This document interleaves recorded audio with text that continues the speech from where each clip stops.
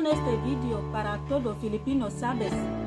Porque yo había sufrido durante 8 años. Rick no puede mandar a su hijo dinero.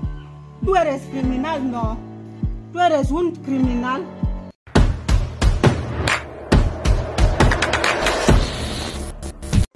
Magandang hapon po sa inyo mga amigo. Kumusta po kayo? Pauwi na naman po ako ng bahay ngayong araw at didiretso ko kila Marisol. Sabi ni Marisol kasi gusto niyang kausapin si Rico. Yung isang araw ay tinatawagan ko si Rico pero hindi sumasagot. Pero ngayon sumagot siya kanina umaga. Sabi ko magantay siya dahil gusto siyang makausap ni Marisol. So ayun mga amigo, papunta na ako kila Marisol.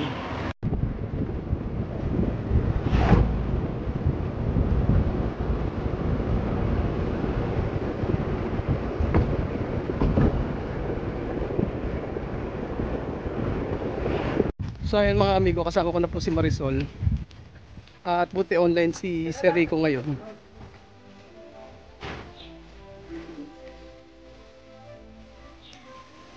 Hindi nang pansin ko sa mga bahayan dito, wala mas silang mga halaman. Hindi kagaya sa atin. Ang dami mga plantito at saka plantita. Dito hindi uso yung mga ganun. Hindi nagtatanim sila ng mga halaman. Ayan, damo meron. Pero sila damo.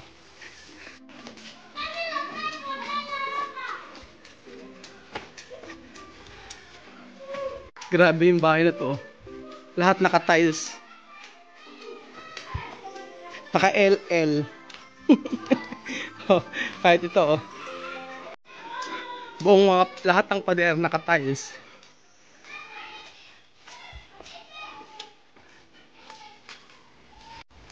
Buenas tardes.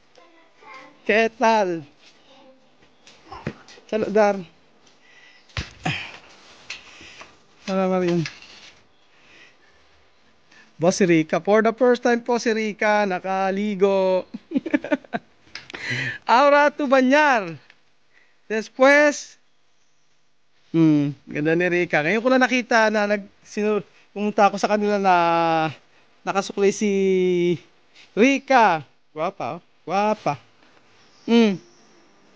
Mga bata na to. Maria, ven okay Maria. Maria. Maria, ganda-ganda Maria. Oh, Maria. Maria. So ayun mga amigo, tinatawagan ko si Rico.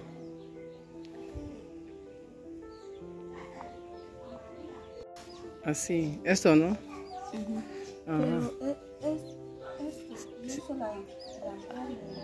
Si esto yo llamar a la mañanita, él contesta.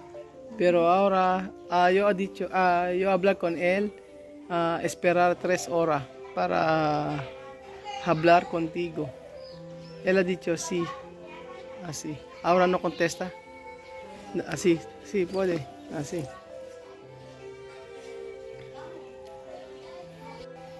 Gusto kasing kausapin ni Marisol si Rico dahil medyo hindi na okay yung nararamdaman ni Marisol.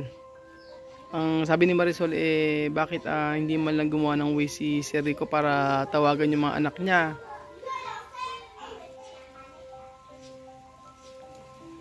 Asi. Nagri-ring naman pero hindi naman sumasagot. Hello? Asi. Rico, sumagot ka. Pumunta agad si Rico rito. Mahina yung signal.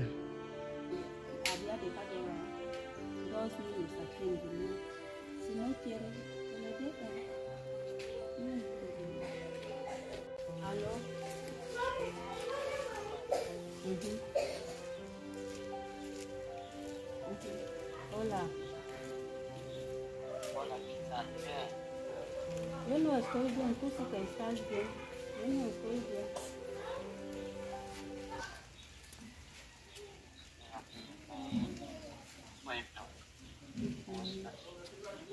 estás en tu pueblo y yo sufro con 2 bebés. Si no fuera que Rowell no llamas, tú no interesas, tú tienes el número de Belio, tú tienes el número de Sufre, ni siquiera mandar algo. Mahina talaga signal.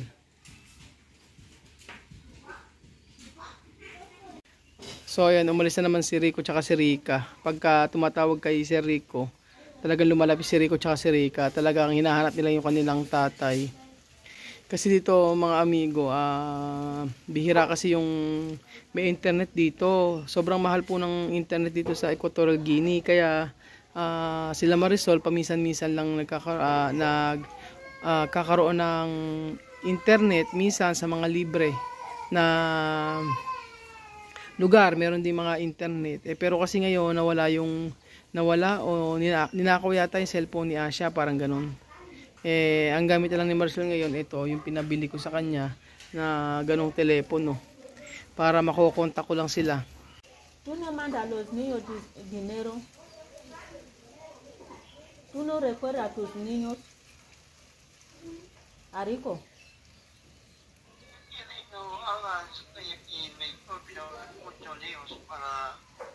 Ok, si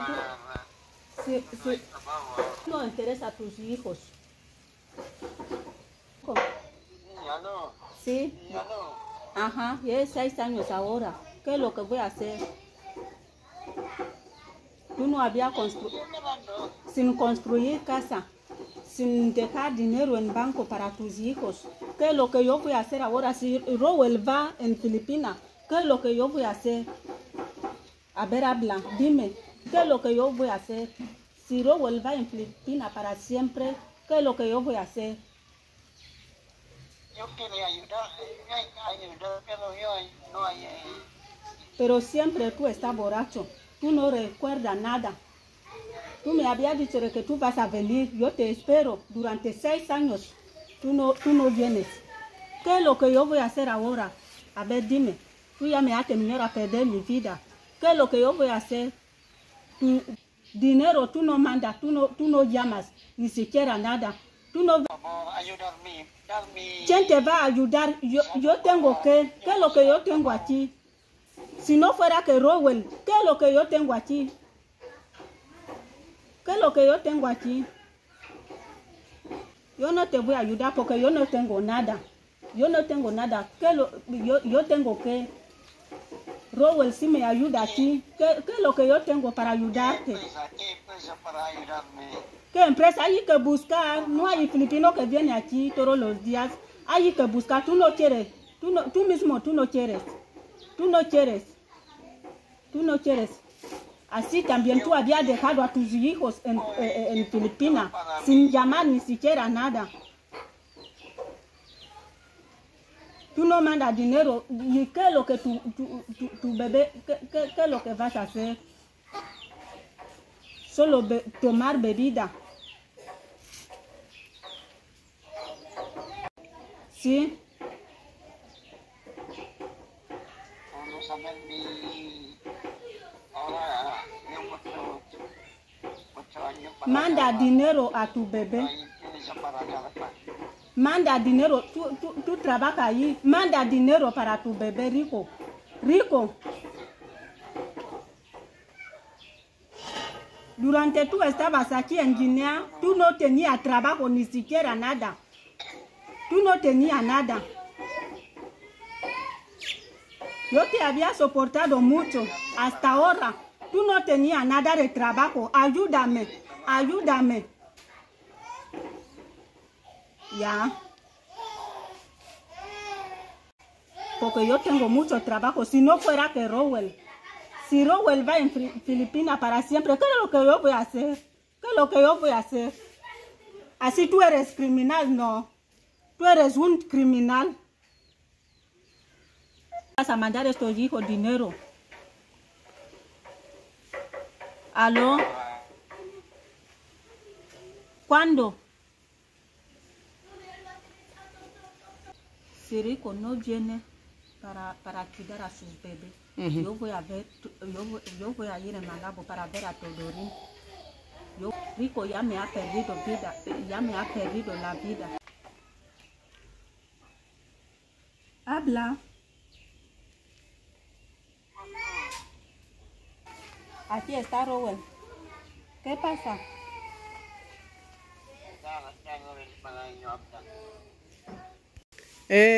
Si Rico kasi nagagalit si Marisol. Ang sabi niya kasi, ang tagal mo na daw dyan, hindi ka man lang daw nagpapadala ng pera sa kanya. Ngayon kasi si Rico, nasasagot ko yung tirahan nila, pati yung pagkain. Pero hindi sumasapat yun si Rico. Gawa ng si Marisol gustong magnegosyo, pero yung dating negosyo niya wala namang nangyari. Hindi ko rin kasi alam ang gagawin ko si Rico, at ayoko naman din kasi pangunahan yung desisyon nyo na mag-asawa. Nandito ako para tumulong, pero si Marisol ay gusto ka talaga niya makausap. Yo digo, de Rico, yo no puedo llamar a Rico más. Porque yo siempre busco a Rico para llamarle, pero no puede buscar, no puede llamar para que busque a su hijo. Yo no quiero más. Que esté ahí en su país para vivir bien. Y yo vivo mal aquí con mi bebé. Y hasta solo esto, Robert. Con este video para todos filipinos, ¿sabes? Porque yo había sufrido durante 8 años. Rico no tenía trabajo aquí. Y ahora ya ha vuelto a ir en su país, pero trabaja ahí, no puede mandar a su hijo dinero. Más bien que me dejen, que Rico que esté en su país. Más bien yo no voy a llamar más a Rico, ya está. Sa ngayon ay iniisip ko yung sitwasyon ng bawat isa. Kung yung solusyon kasi ang kailangan, yung solusyon na maging okay sila Marisol, yun ang dapat nating isipin sa problema about sa pamilya ni Marisol kaya si Rico. Labas na ako dun, basta sa akin mas solusyonan yung problema na to about sa pamilya ni Marisol. So ayan mga amigo, yun lamang po ang video natin for today, at tingnan po natin kung ano yung mga susunod na mangyayari. Pero yun nga, ang sabi ko kay Marisol kanina, kung paano, anong gagawin namin para maging maayos yung kanyang buhay dito. Sabi niya, bigyan siya ng pagkakataon na magnegosyo. So, ayan mga amigo, yun lamang po ang video natin for today, at salamat po sa inyong panonood. At ingat po kayo mga amigo. God bless po sa ating lahat.